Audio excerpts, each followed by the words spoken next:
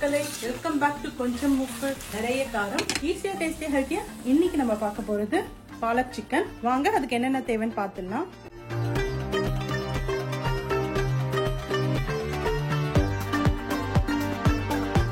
Chicken 1/2 kilo, பாலக்கீரை 1 கட்டு, 3 table spoon தயிர், 1 table spoon கோர்ஸா அரைச்ச இஞ்சி பூண்டு பேஸ்ட், 1/2 லெமனோட ஜூஸ் ஸ்குவீஸ் பண்ணி வச்சிருக்கேன். உப்பு தேவையான அளவு, மிளகாத்தூள் 1 டேபிள் ஸ்பூன், தனியாத்தூள் 2 டேபிள் ஸ்பூன், மிளகுத்தூள் 1 table spoon, garam masala 1/2 table spoon.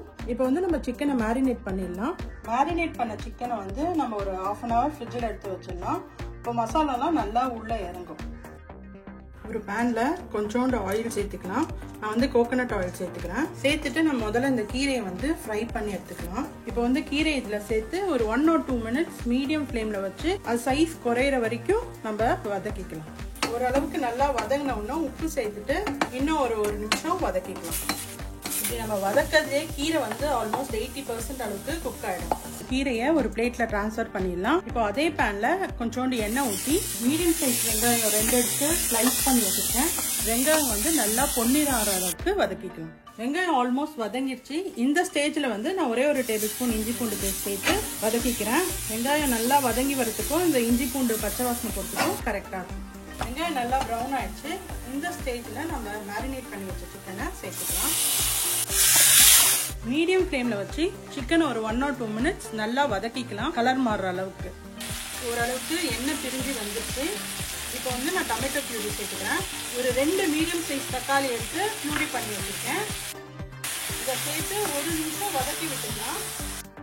இப்போ வந்து இதோட ஒரு 1/2 டம்ளர் தண்ணி சேர்த்துக்கிறேன். தண்ணி சேர்த்து மீடியம் ஃப்ளேம்ல மூடி வச்சு சிக்கனை நம்ம குக் பண்ணிக்கலாம்.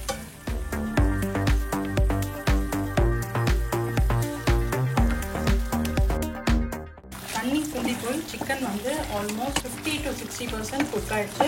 இந்த ஸ்டேஜில் நான் கீறி வச்ச பச்சை மிளகா ஒரு 3 சேர்க்குறேன் ஃப்ளேவருக்காக.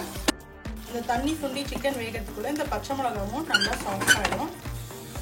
தண்ணி எல்லாம் நல்லா சுண்டி எண்ணெய் பிரிஞ்சு வர ஆரம்பிச்சிருச்சு. இந்த ஸ்டேஜ்ல வந்து நம்ம வதக்கி வச்ச பாலக்கீரையை இதோட சேர்த்துக்கலாம். பாலக்கீரை சேர்த்துட்டு ரொம்ப நேரம் குக் பண்ணணும்னு அவசியம் இல்லை. இன்னும் ஒரு 5 மினிட்ஸ் சிம்மில் வச்சு நம்ம எடுத்துடலாம். இந்த ஸ்டேஜ்ல உப்பு காரம் தேவைப்பட்டனா நம்ம சேர்த்துக்கலாம். அவ்வளோதான், நம்ம பாலக் சிக்கன் ரெடி ஆயிடுச்சு.